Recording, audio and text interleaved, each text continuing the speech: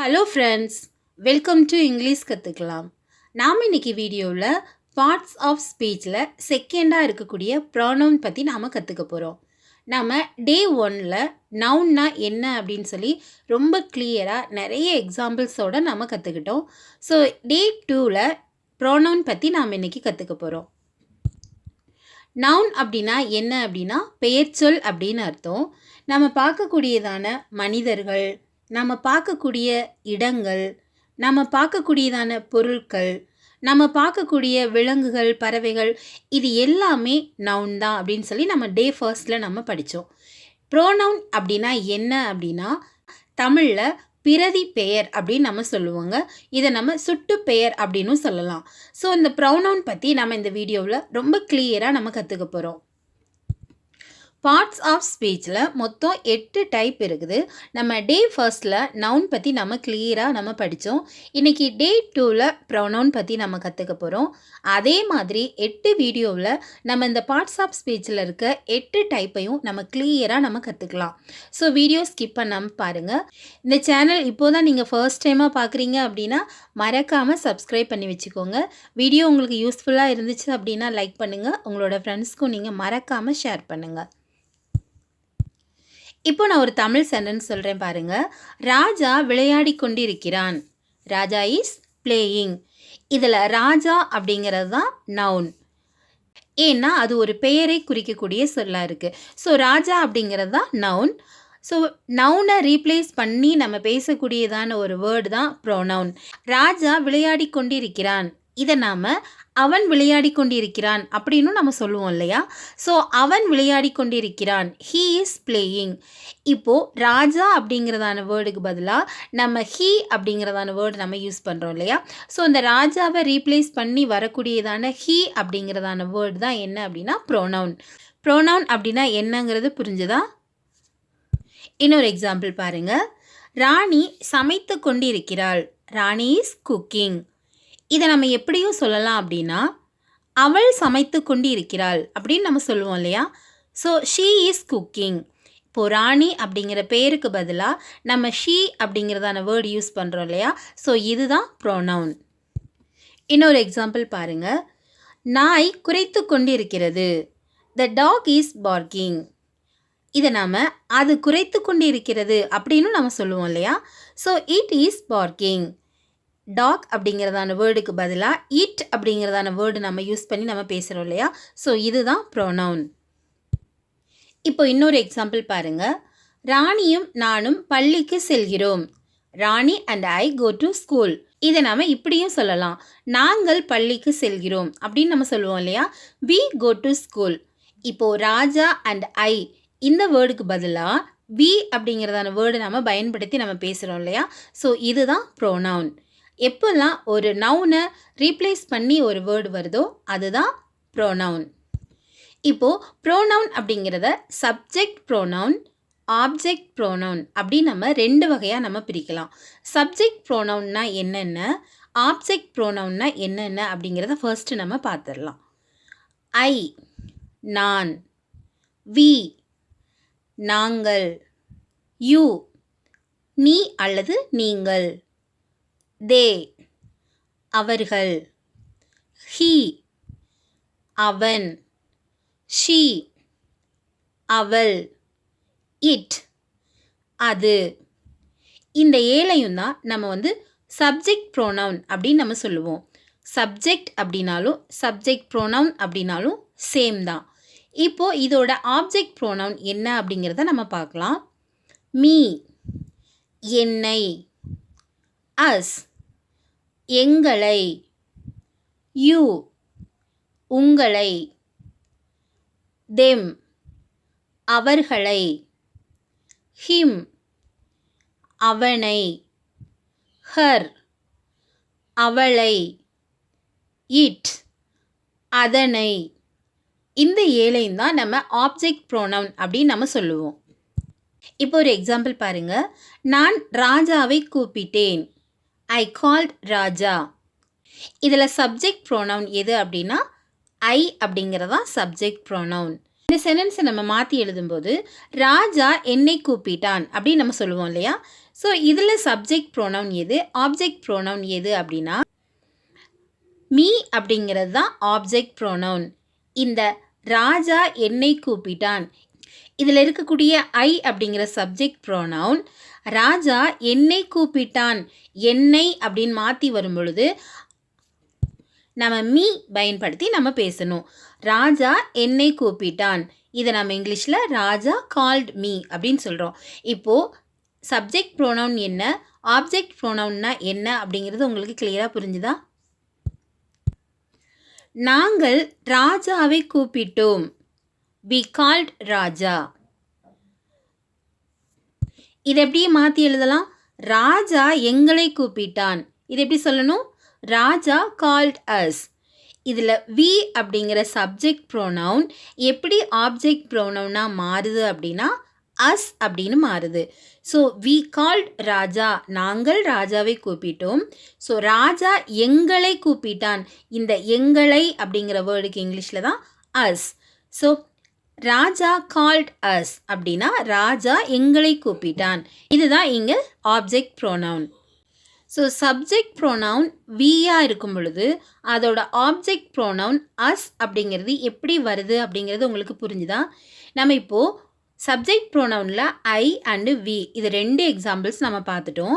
Next இருக்கிறது என்ன அப்படின்னா சப்ஜெக்ட் ப்ரோனவுன் யூ. நீ ராஜாவை கூப்பிட்டாய், இதை நம்ம யூ கால்ட் ராஜா அப்படின்னு சொல்லுவோம் இல்லையா? ஸோ ராஜா உன்னை கூப்பிட்டான், இது எப்படி சொல்லணும் இங்கிலீஷில்? நீ அப்படிங்கிறது யூ அப்படின்னு வரும். அதுவே உன்னை அப்படின்னு மாறும் பொழுது எப்படி வரும்? ராஜா கால்ட் யூ. சப்ஜெக்ட் ப்ரோனவுனில் யூ வந்து ஆப்ஜெக்ட் ப்ரோனவுன்லேயும் யூவாக தான் இருக்கும். யூ அப்படிங்கிற சப்ஜெக்ட் ஆப்ஜெக்ட்லேயும் மாறாது, ரெண்டுமே சேம் தான். யூ கால்ட் ராஜா, நீ ராஜாவை கூப்பிட்டாய். ராஜா உன்னை கூப்பிட்டான், ராஜா கால்ட் யூ. உங்களுக்கு புரியுதா? நெக்ஸ்ட் இருக்கிற சப்ஜெக்ட் ப்ரோனவுன் என்ன அப்படின்னா தே. அவர்கள் ராஜாவை கூப்பிட்டார்கள். தே கால்ட் ராஜா. தே அப்படின்னா அவர்கள், ராஜாவை கூப்பிட்டார்கள் அப்படின்னா கால்ட் ராஜா. இதை மாற்றி சொல்லும் பொழுது ராஜா அவர்களை கூப்பிட்டான், இதை எப்படி சொல்லணும் இங்கிலீஷில்? ராஜா கால்ட் தெம். இப்போது அவர்கள் அப்படின்னு இருக்கிற தே அப்படிங்கிற வேர்டு அவர்களை அப்படின்னு மாறும் பொழுது தெம் அப்படின்னு மாறுது. இதுதான் ஆப்ஜெக்ட் ப்ரோனவுன். அவர்கள் ராஜாவை கூப்பிட்டார்கள், தே கால்ட் ராஜா. ராஜா அவர்களை கூப்பிட்டான், ராஜா கால்ட் தெம். இது உங்களுக்கு புரிஞ்சுதா? ஓகே, நம்ம நெக்ஸ்ட் இருக்கக்கூடியதான சப்ஜெக்ட் ப்ரோனவுன் என்ன அப்படின்னா ஹீ. ஹீ அப்படின்னா அவன் அப்படின்னு நமக்கு தெரியும்.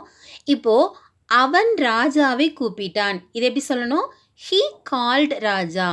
ஹீ அப்படின்னா அவன், அவன் ராஜாவை கூப்பிட்டான், ஹீ கால்ட் ராஜா. இதை மாற்றி எழுதும் பொழுது ராஜா அவனை கூப்பிட்டான். இப்போது அவன் அப்படிங்கிறதான வேர்டு அவனை மாறும் பொழுது இங்கிலீஷில் நம்ம எப்படி எழுதணும்? ராஜா கால்டு ஹிம். ராஜா கால்டு ஹிம். இந்த ஹிம் அப்படிங்கிறதான வேர்டு தான் ஆப்ஜெக்ட் ப்ரோனவுன். ஹீ ஓட ஆப்ஜெக்ட் ப்ரோனவுன் என்ன அப்படின்னா ஹிம். உங்களுக்கு புரிஞ்சுதா? நெக்ஸ்ட் இருக்க சப்ஜெக்ட் ப்ரோனவுன் என்ன அப்படின்னா ஷீ. ஷீ அப்படின்னா அவள் அப்படின்னு அர்த்தம். அவள் ராஜாவை கூப்பிட்டாள், ஷீ கால்ட் ராஜா. ராஜா அவளை கூப்பிட்டாள். அவள் அப்படிங்கிறதான வேர்டு அவளை அப்படின்னு மாறும் பொழுது எப்படி எழுதணும்? ராஜா கால்ட் ஹர். ராஜா கால்ட் ஹர்.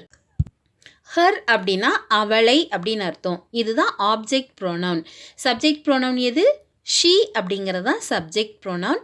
ஹர் அப்படிங்கிறது தான் ஆப்ஜெக்ட் ப்ரோனவுன். உங்களுக்கு கிளியராக புரிஞ்சிருக்கும்னு நான் நினைக்கிறேன். நெக்ஸ்ட் இருக்கக்கூடியதான சப்ஜெக்ட் ப்ரோனவுன் என்ன அப்படின்னா இட். இட் அப்படின்னா அது அப்படின்னு அர்த்தம். அது ராஜாவை கூப்பிட்டது. It called Raja. It called Raja. Raja அதை கூப்பிட்டான். ராஜா அதை கூப்பிட்டான். இது எப்படி சொல்லணும்? Raja called it. So you and it இந்த 2 சப்ஜெக்ட் ப்ரோனவுனுக்கு அதோட ஆப்ஜெக்ட் ப்ரோனவுன் சேம் தான். ஸோ இட் அண்ட் யூ இது வந்து சேஞ்ச் ஆகாது. சப்ஜெக்ட் ப்ரோனவுனும் யூ தான், ஆப்ஜெக்ட் ப்ரோனவுனும் யூ தான். அதே மாதிரி இட்டுக்கும் சப்ஜெக்ட் ப்ரோனவுன் இட், அதோட ஆப்ஜெக்ட் ப்ரோனவுனும் இட் தான். உங்களுக்கு கிளியராக புரிஞ்சிருக்கும்னு சொல்லி நான் நம்புகிறேன். நெக்ஸ்ட் என்ன கற்றுக்க போகிறோம் அப்படின்னா, நம்ம இது வரைக்கும் பார்த்தோம் இல்லையா, ஒரு சப்ஜெக்ட் ப்ரோனவுன் எப்படி அது ஆப்ஜெக்ட் ப்ரோனவுனாக மாறுது அப்படிங்கிறத நம்ம நிறைய எக்ஸாம்பிள்ஸோடு நம்ம பார்த்தோம். இப்போ நான் கொஞ்சம் எக்ஸசைஸ் உங்களுக்கு தரேன். நான் வந்து சப்ஜெக்ட் ப்ரோனவுன் உங்களுக்கு சொல்லுவேன். நீங்கள் அதோட ஆப்ஜெக்ட் ப்ரோனவுன் வரக்கூடிய சென்டென்ஸை நீங்கள் தான் கவனமாக கவனித்து கமெண்ட் பாக்ஸில் நீங்கள் ஆன்சர் பண்ணுங்கள். ஓகேவா?